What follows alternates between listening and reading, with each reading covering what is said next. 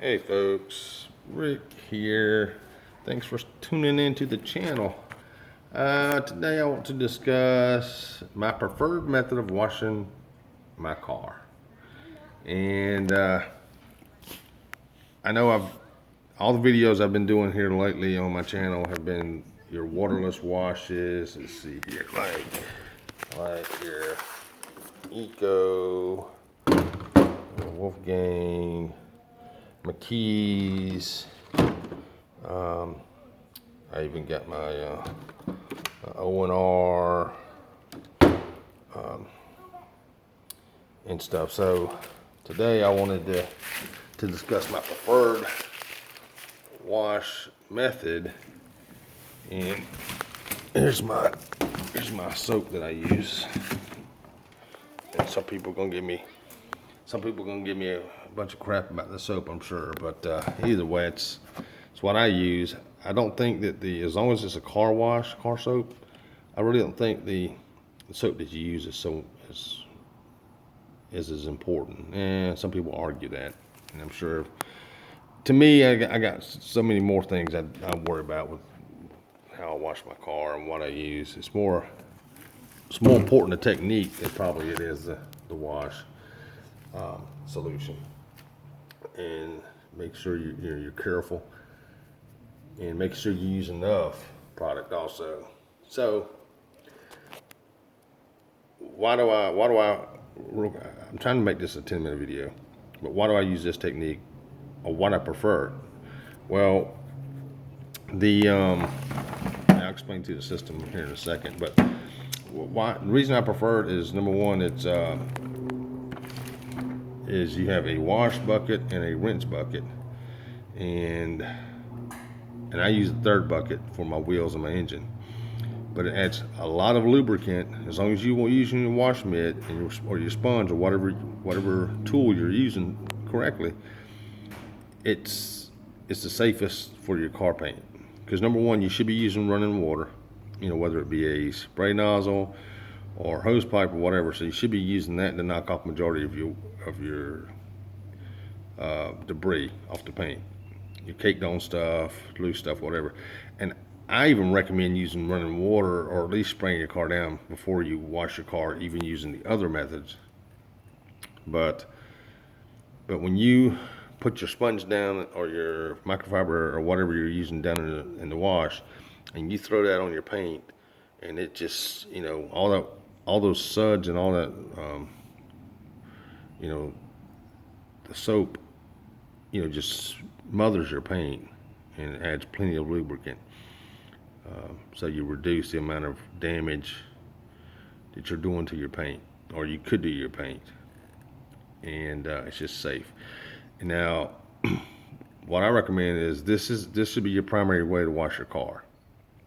You don't have to use 2 buckets or 3 buckets like I use, but you should be using some type of soap solution with water as your preferred method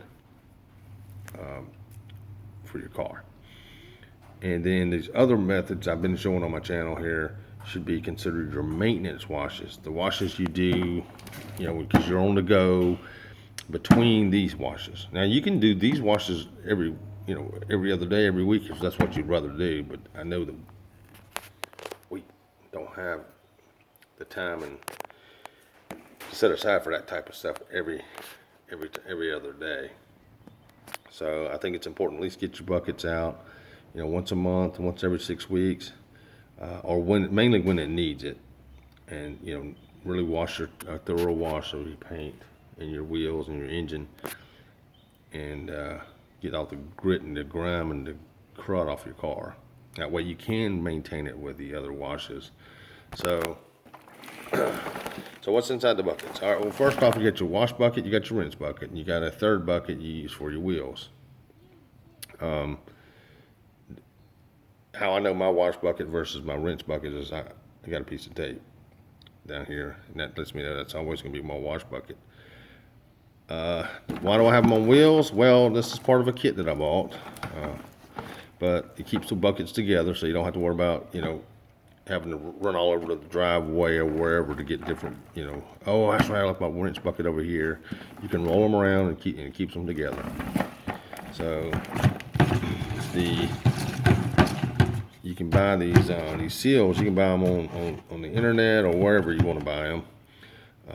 And you snap them in place, and they come with these lids, and they basically it seals the buckets completely tight.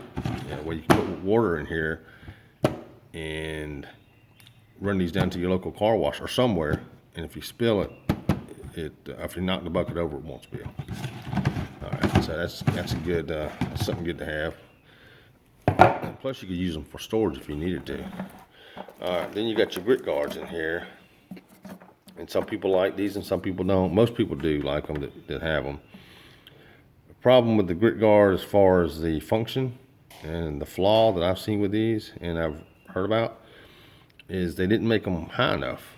They make them like 2 inches tall, and the idea is great, but if you start really mixing up the water in here, all the grit and the grime and the crud that's at the bottom will kind of stir up and still come up above the guard. So they recommend you using 2. Well, if anyone knows me, instead of buying 2 for each bucket, I'm going to make my own system, and I did. So this is my system. So one thing I like about my system is it's got legs on it, and which keeps it up higher, and it helps it spring too. If I push down here on it, it just kind of springs up, so kind of makes it user friendly. So it comes right out. It's only 1 guard. What else about this? I use that as my rinse bucket, and then of course my wash bucket is really just the same thing. It's my wash bucket, the same thing. The thing I will tell you though, you need to make sure you keep these things clean after you wash your car. Make sure you rinse them down, clean them out, because the last thing you want to do is get out here and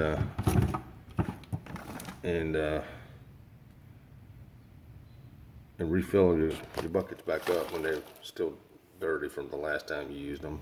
And it's easier to clean them now than it is later. So, trying to think, anything I'm missing. Do I recommend the Auto Geek 2-bucket system? Yeah, I do. It's just, it's no better than any other system. I just buy some products from them every once in a while, and they had the best deal at the time. But you can make it. You don't have to buy this system. You can go down to Lowe's and Walmart, or even Home Depot, and buy you 3 buckets, and mark 1 wash, 1 rinse, and 1 tires, and you're good to go. So, hope this helps someone. If you have any questions, leave them in the comments. I'll answer them. If you got this system and you like it, or leave a comment on what you do and don't like about it.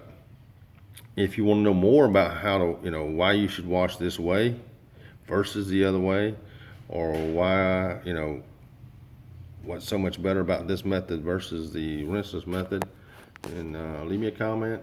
I'll do more videos on this type of system. If you want to see me use this system and how I do it, if you want me to do a video like that, of how I use this wash and rinse system, leave me a comment and requesting it, and I will.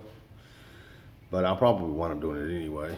I've been promising that I was going to do a video on the other systems wash systems that I use. So this kind of is leading to that point. So thanks for watching. Thanks for tuning in. Any comments, please leave them below.